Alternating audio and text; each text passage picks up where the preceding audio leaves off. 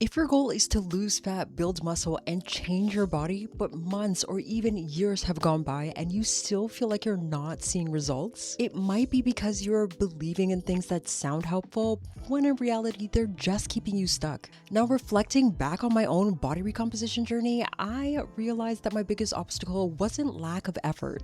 Because trust me, I spent hours, countless hours, researching and studying nutrition, watching so many different fitness advice videos, trying a bunch of new workouts and diets, of course, and constantly searching for the right way, the perfect way to finally see results. And this was during the era of the if it fits your macros.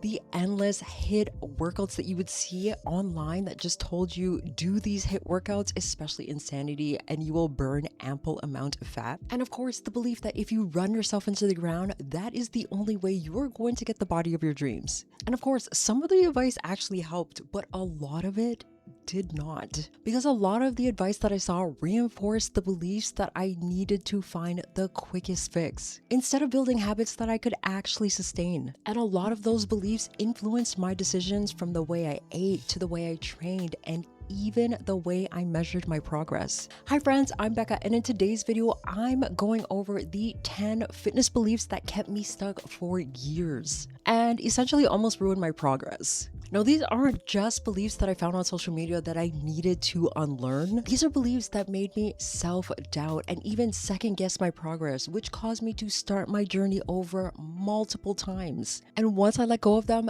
this helped me change the way I approached body recomposition. And if you're new here, welcome to the channel. Every week, I share strategies on how to lose fat, build muscle, and help create results that you can actually maintain. So if that's something you're interested in, don't forget to like the video, subscribe to the channel for more content like this, and let's get into the video. All right, the first belief that I needed to unlearn was measuring every single week of progress along my journey by one single number, the number on the scale. Now, if that number went down, of course, I would feel elated. I would feel like I had a successful week. However, if that number stayed the same, let alone worse, went up by 0.5 pounds, I would panic and simply convince myself that the plan was not working, even though I only started the plan approximately 3 weeks prior. And I'm certain that you've experienced something like this too. You step on the scale after completing a week of your scheduled workouts and, of course, eating according to plan. And during this time, you're expecting that validation by the number on the scale. Then you realize the number hasn't changed much or even at all. And suddenly you feel like all the work that you put in was all for nothing. But of course, we need to keep in mind that the scale is an incredibly responsive tool. So we do get that immediate feedback. But the problem is, just because we get immediate feedback doesn't mean it's always accurate feedback. And one higher number can completely destroy a person's hope or even confidence of the work that they've been doing over the course of the week. And for me, I certainly allowed the scale to dictate my emotions and my habits. I'd question my nutrition, I'd question my workout routine, even though I just started, and wonder if I was doing something wrong, even though nothing needed to change. Instead of trusting the process, trusting the efforts that I was putting into my new routine, I just chased that one number. Now, I'm not here to demonize the scale because it is an important tool that we should include as one measure of progress. But when I started my journey, I only took the one number into consideration. I was not considering how much muscle I built. I was not considering how much body fat I lost. I was not considering how much water I was holding on to, or whether I was feeling stronger than last month, or whether my clothes were even fitting differently. Because they definitely were. During our body recomposition journey, we need to understand that it's completely possible to lose fat and gain muscle simultaneously. And that might mean barely any change showing on the scale. So along my journey, I had to learn that I had to treat the scale as one single data point instead of the only way to measure my progress. And that's when I started to track my strength gains in my app. I started taking those monthly progress photos, including body measurements, and I was certainly tracking how my clothes felt and even my energy levels. I even started to track and see, based off of my fitness app, how consistent I was, especially in the gym. And all of those data points combined showed me a clearer picture of my progress. But the scale wasn't the only significant thing that I was misunderstanding. For a while, I genuinely believed the only way to lose weight was just to do excessive cardio. Now, when I first started my fitness journey, all I heard was if you want to lose fat, you must just do cardio. Back then, strength training was not something that women really were encouraged to prioritize. We were definitely told to stick to those light weights, high repetition, and endless cardio because lifting, that's gonna make you look masculine. And way back when, fitness magazines and early YouTube were filled with HIIT workouts, fat burning cardio routines.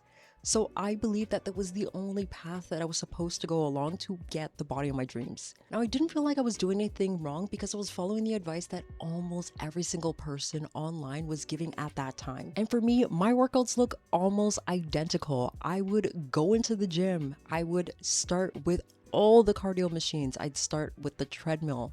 Then I'd head to the elliptical, then I'd go on the bike, and then I'd end off with maybe a Stairmaster. And I'd leave, of course, feeling exhausted. I judge the quality of each and every workout based off of how many calories I burned on every single machine, even though I didn't really know if that number was genuinely accurate. But the interesting part was I didn't realize that my goal was not necessarily to be my smallest version ever. I definitely wanted those defined legs, but I did want to keep my curves. I wanted strength and I wanted confidence as well. I didn't realize that only doing cardio was not going to help me achieve that. And that comes from building muscle, because muscle is what creates that shape that most women are after. It's what gives your body that definition. It's what helps you become and feel stronger. It's what supports better long-term health and allows your body to perform better in life. And the earlier you begin strength training in life, the sooner your body has the opportunity to adapt better. Now, cardio obviously has a place in your routine because obviously I still encourage you to include cardiovascular training, but cardio shouldn't entirely replace the one thing that is going to improve your body composition. So if you're just starting your fitness journey or you've been training for years, don't wait to include strength training back or into your routine. And once I finally embraced strength training, I thought I figured everything out. But then I fell into another belief that kept me stuck for years. Belief number 3, if I'm not seeing results quickly, something isn't working. Now, one of the biggest mistakes I made was believing that if I was not seeing results practically overnight, there was something wrong with my routine, or simply the plan does not work, because the fitness industry does not make this any easier for us. We are constantly promised that in about 30 days, we'll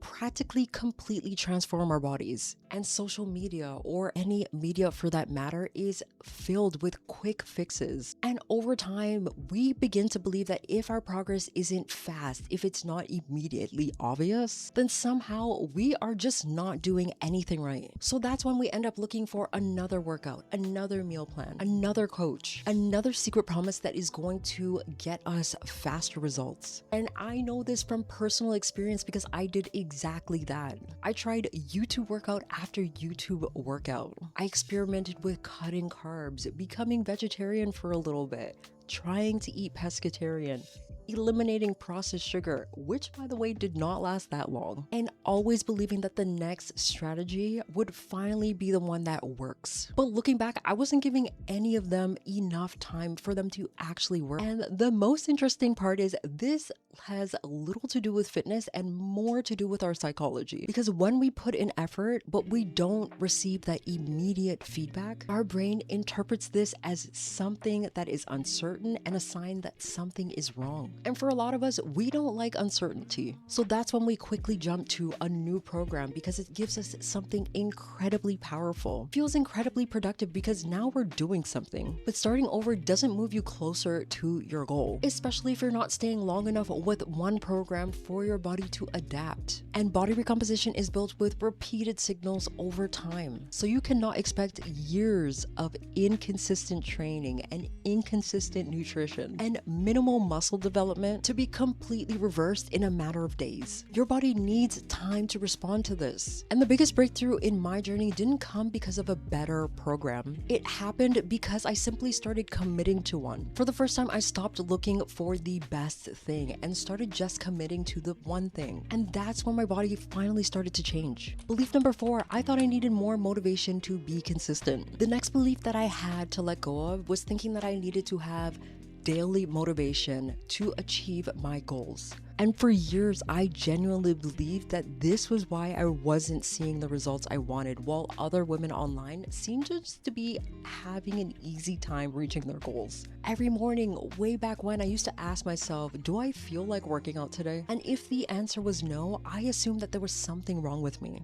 And social media does not help with this either, because there are so many creators out there that show the perfectly curated moments where they're waking up at 5 or 6 a.m. and going to the gym. They have their perfectly placed meal prep videos and transformation photos that have the caption, "No excuses" under it. Now, don't get me wrong, there is nothing wrong with that, especially if they genuinely are doing that on a daily basis. But the problem is we're not seeing their ordinary days. A lot of them are not showing their ordinary days. A lot of them are not showing the mornings where they simply slept in and did not go to the gym that day. They're not showing the workouts that they just did not feel like doing, but they did it anyways. A lot of them are not showing the meals that are not perfect or aesthetically pleasing enough to post online. When the majority of our feed is simply highlight reels, it's easy for us to believe that all successful people are just all motivated people as well, but they're not. And I am thankful to the creators that are very honest and showing that they are not. They simply got better at taking action even when there was no motivation to keep them going. And that's one of the biggest mindset shifts that I had to make, because the reality is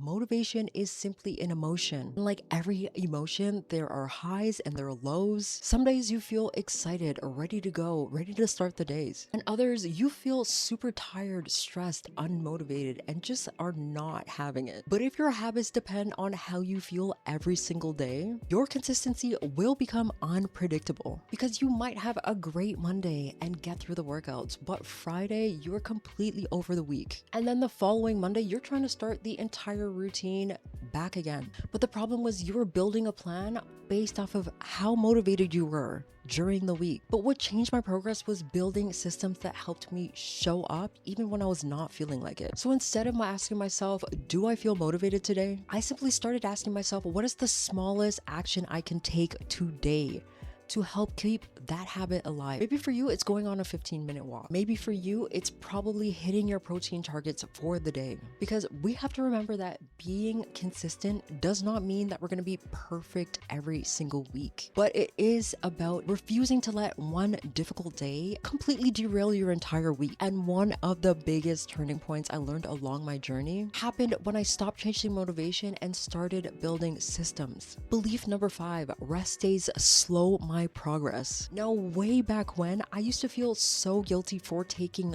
rest days, because I felt rest made me feel lazy because I was not seeing or doing anything to help me get results. But the problem is your body doesn't become stronger during the workouts. It becomes stronger after your workouts, because recovery is where your muscles repair, adapt, and grow. And when you're constantly training without allowing your body to have that recovery period, your performance begins to decline. And I experienced this so many times. You feel more tired, you're so much more prone to injuries, your workouts become less productive, and eventually your body will have fewer resources to build the muscle that you're working so hard to build. Now, progress is created by finding that balance between challenging your body in the gym, of course, but also allowing your body to recover and adapt. I had to reframe my beliefs around recovery as a part of my progress. So I started asking myself, have I recovered enough to give my next workout my best effort? I'm talking about 10 out of 10,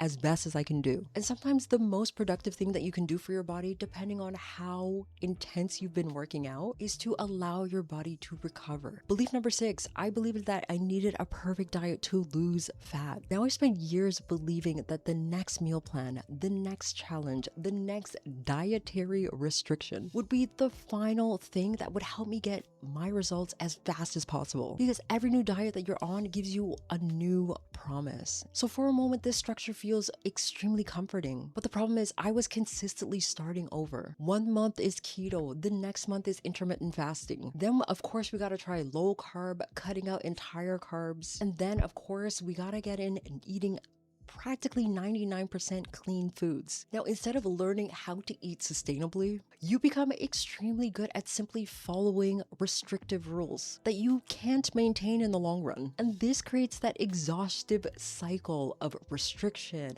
guilt, and then starting over again. And of course, our body responds to repeated behaviors. Body recomposition isn't built off of eating the perfect diet, because that does not exist. It's built through consistently eating balanced meals. So rather than asking yourself, what is the perfect diet? Because that does not exist, we need to ask ourselves, what is the simplest way I can eat that I can realistically maintain for the next year? Because the best nutrition plan that you will follow is one that you can actually stick to. Belief number 7, I need to wait until life calms down. For the longest time, I genuinely believed that I needed to start my fitness journey once life calmed down. But life was rarely calm. There was always another stressful week. There was always unexpected challenges that I had to encounter. But if your plan only works when life is easy, it is not sustainable.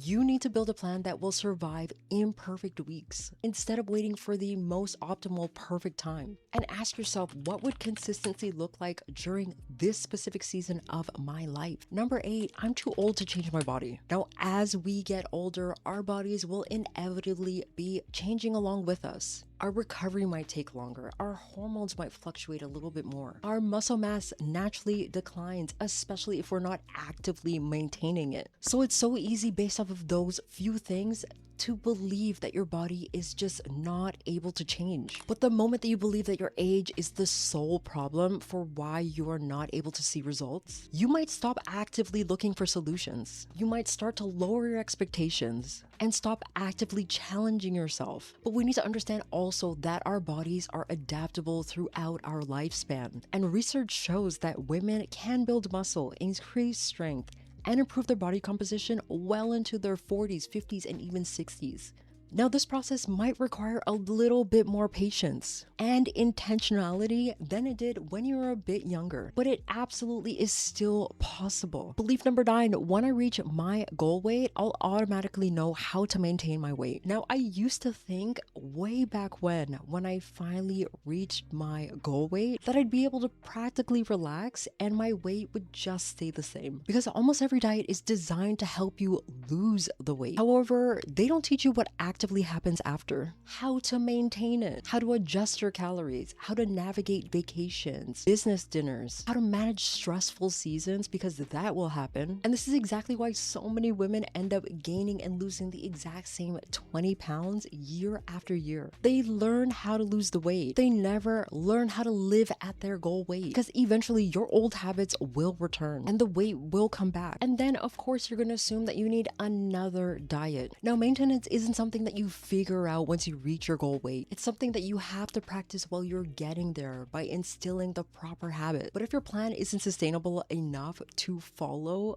a year from now, it probably is not the right plan for you. Belief number 10, I had to hate my body into changing it. Now, for a long time, I believed that if I was unhappy enough with how I looked and felt about my body, that would push me harder to achieve my dream body. And maybe you experience this as well. You look at the mirror and immediately focus on all the flaws that you can see. But I eventually had to realize that this mindset was so toxic, because it creates this difficult, vicious cycle. Because if your entire transformation is built on being unhappy with yourself, you will find evidence of every single setback as proof that you are not good enough. So if you weigh in higher than you normally do, you're going to tell yourself that you're failing. And if a difficult week comes ahead, you will tell yourself, maybe I will never be able to do this consistently. You don't need to currently hate your body to build a new one. You can simply just want to improve your health. You can simply just want to build a stronger body that you can feel confident in, and still respect your body